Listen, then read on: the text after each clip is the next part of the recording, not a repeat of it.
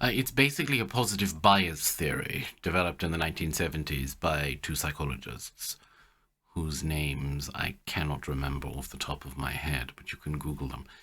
Now, it's named after a book written in 1913 called Pollyanna, and I think there actually might be a Disney movie as well of the same name.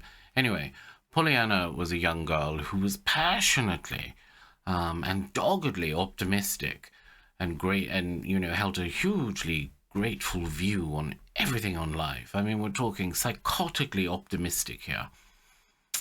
I think what's amusing about the Pollyanna Principle is that we praise people for being optimistic, don't we? But people who are overly optimistic we're inherently suspicious of. I mean, if the British see too much optimism, we automatically assume that you're a serial killer. But anyway, I digress. Obviously, avoiding suppressing all negativity is completely unhealthy. There has to be a balance, doesn't there?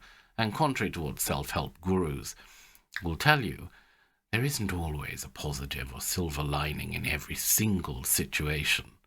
If you think like that, you're tiptoeing along the borders of delusion if you're desperately looking for a positive or a silver lining in absolutely everything.